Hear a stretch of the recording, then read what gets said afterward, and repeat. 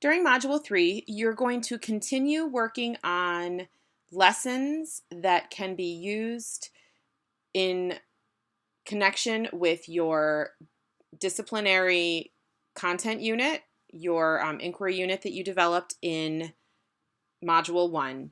And since our focus in Module 3 is vocabulary, your final assignment for this module will be a two-part vocabulary lesson. It's actually a two-part plan with two separate vocabulary lessons that will address different kinds of vocabulary instruction. So if we just real quick reminder where you can access all the information, you can either go to the assignments page, and which is where we are right now, and there is a description here. Everything that you need is here. Or you can go to the Module 3 page, scroll down to the bottom, and you can also get a link there and all the information you need there as well.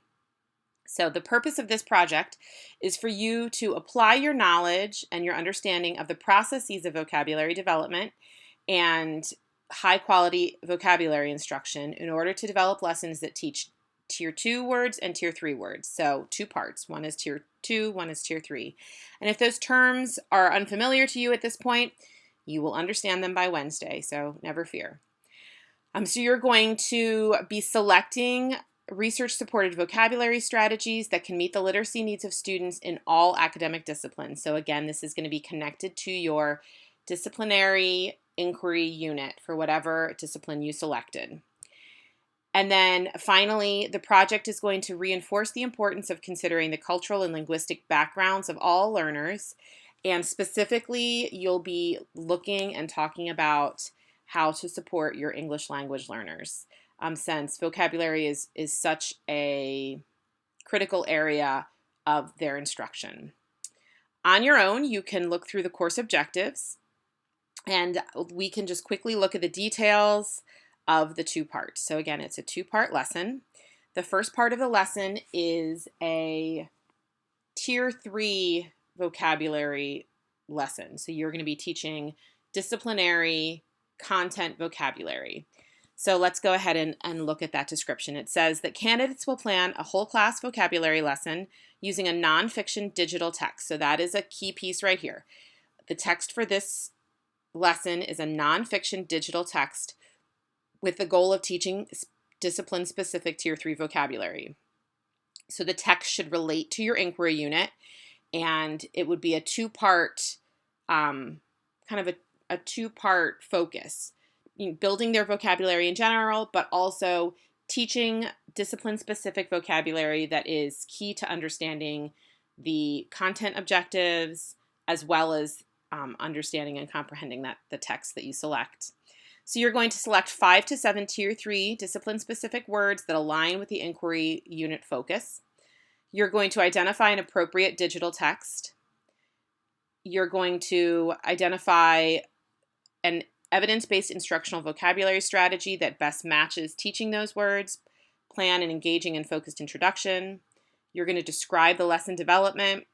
You're going to provide a lesson closure that summarizes the learning and includes at least one appropriate formative assessment.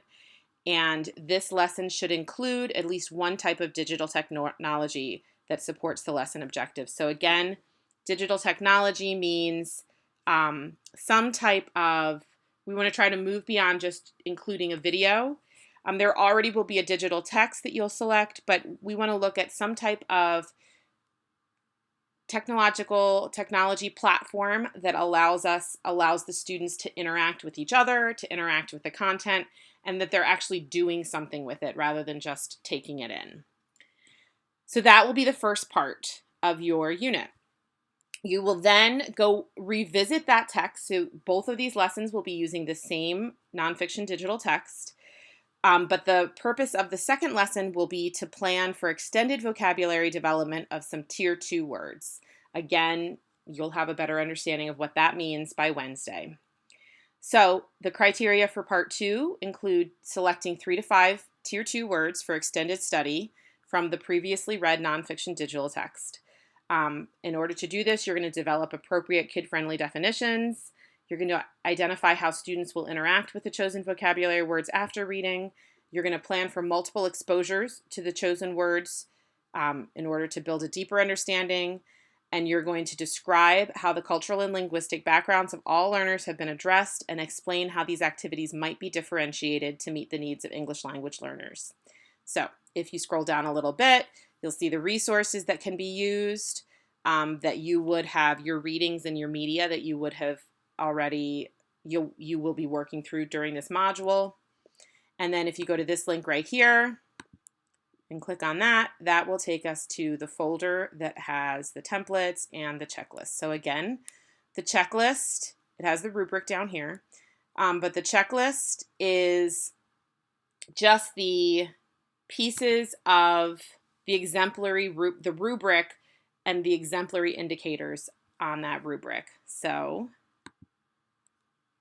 we're going to go, I already read the description to you, and you can go back and revisit that. And then that description is going to be reflected in the indicators. So part 3A, which is the content vocabulary lesson, you're going to start, and the first indicator is your selection of the digital text. So it should align with the disciplinary objectives and the needs of all learners. And so when you're thinking of the needs of all learners, you want to think about their interest, you want to think about the reading level, and where they are in terms of their content understanding. So where are some places that you can find digital text? You guys are probably all experts at this now with all the experience that you've had with virtual instruction, but Epic is a great place to look, that website or that app. Newsela or Newsela, people say it both ways. Readworks.org is a place that you can look for information. Smithsonian's Tween Tribune or Teen Tribune is another good resource. Dogo News is a great place to go. So all of those places, I know some of you may have subscriptions through your school systems to different databases that can also provide digital text. So any of those would be okay. But again, they are going to be reading this virtually. And obviously, if they're in distance learning, they are. But even as you go back into the classroom, you're going to be having them work through this using some sort of a device. But it is, again, a whole class, so this can be a read aloud. Then you're going to work on your lesson. So you are going to effectively plan a motivating and interactive whole class post-reading vocabulary lesson. So you would have read the text to them, have talked about it already, and then this is going to be an after reading activity that you come back to with a focus on those specific vocabulary words. So you're going to teach and select 5 to 7 discipline-specific Tier 3 vocabulary terms that are found within the text. You're going to plan an engaging introduction that not only reviews the main ideas of the text, but it makes meaningful connections with the inquiry unit, and it motivates the students to explore the focus word meanings. You're going to clearly describe the lesson development, including how the strategy is introduced, examples of explicit teacher modeling and high-quality questioning, and opportunities for student participation and interaction. And then you're going to provide a lesson closure that summarizes the learning and includes an appropriate formative assessment of student understanding. And we've already shared some types of formative assessment that you might be able to use, or if you have others that work for you. And then the last part is the integration of digital technology within the lesson. So again, it should be highly engaging. It should support the lesson objectives. It should allow the students to interact with each other or with the content. And this can be used anywhere within the lesson. It can be used as part of your introduction. It can be used as part of the actual lesson. It can be used as practice after the lesson. It can be used as your summary, during your summary, or it can even be the formative assessment.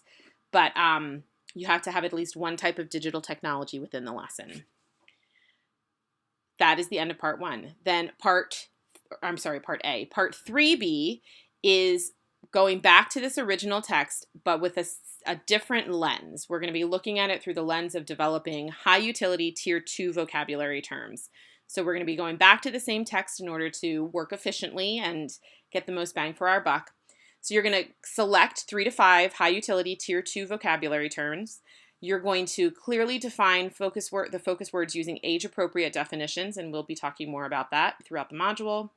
Then you're going to effectively identify and describe engaging activities that allow the students to interact with the focus words in order to build decontextualized word knowledge. And again, you will have resources that you can go to for some ideas for that. And then you're going to effectively plan and develop instructional routines that would support the rich decontextualized vocabulary acquisition and provide varied experiences with words according to student needs and learning styles. And this would be looking ahead. So you would teach this lesson, you would teach these words, and then you're thinking, and as you go through this module, you will soon find out that one of the most important pieces of word learning is repeated exposures, multiple exposures to the words. So you're thinking, I'm teaching this today, but how will I continue to expose the students to these words over the next week, 2 weeks, and so forth. And then finally, you're going to describe how you address the cultural and linguistic backgrounds of all the learners in your class. So you think about the class that you are working with, and subsequent opportunities for practice based on maybe some of those needs. And you're going to clearly explain how these activities might be differentiated to provide the necessary support for all English language learners in your class. So those are the 2 parts. If you go back over here to, or actually, you know what? I'm going to just go back to the folder.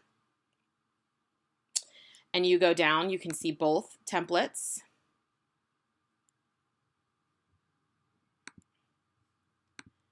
For part A and part B. And those are just going to, again, give you those guiding questions to support you as you go along. And it's taking a little, oh, but there it is. So again, as you're doing this, I want you thinking about, in terms of the structure of the lesson, you most certainly can use this format. You don't have to if there's one that you feel more comfortable with, but I should be able to find evidence of answers to all of these questions. So you don't have to directly answer them, but the answers should be reflected within your lesson. So again, I'm not going to go over this because we talked about it with the rubric already, but this gets a little bit more in depth. So you are welcome to download this and use this as your template, as your structure, but these guiding questions should help give you a little more support along the way. So both for part A, which is the discipline, content, objectives, and terms, and part B, which is building that tier 2 high utility, more sophisticated language. So some highlights I just want to quickly remind you of is that the text that you use should be a digital text. It should be a nonfiction text that addresses disciplinary content areas. So that's one part. Your part A should be addressing content-specific tier 3 vocabulary terms. It is a post-reading, after reading activity, after reading lesson. So you do not need to walk us through the reading of the text. You would just be revisiting it through your introduction and then going directly into the vocabulary development. And within that lesson, anywhere within that lesson, you're going to be integrating one type of digital technology, something that allows the students to interact with each other, interact with the content, interact with the text in some way. Part B, you're going to be revisiting that same text, but with a new lens, with the purpose of building that bank of higher level, more sophisticated, more mature language, the tier 2 vocabulary words.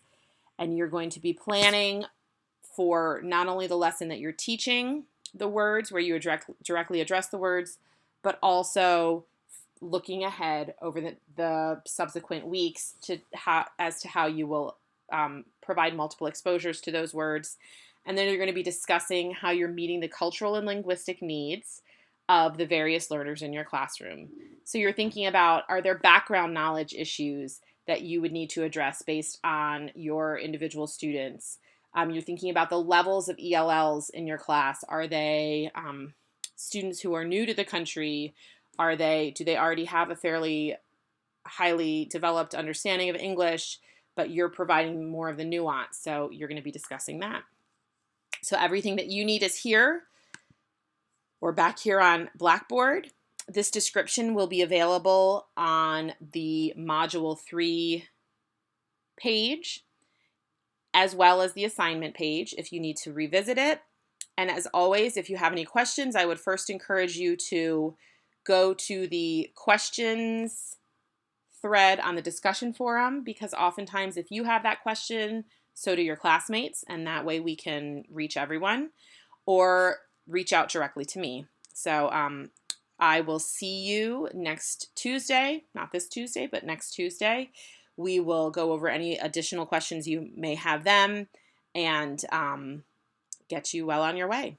So have fun. This is vocabulary, as I will say many times throughout this module, is one of my very favorite elements to the literacy block. So hopefully you will enjoy it as much as I do.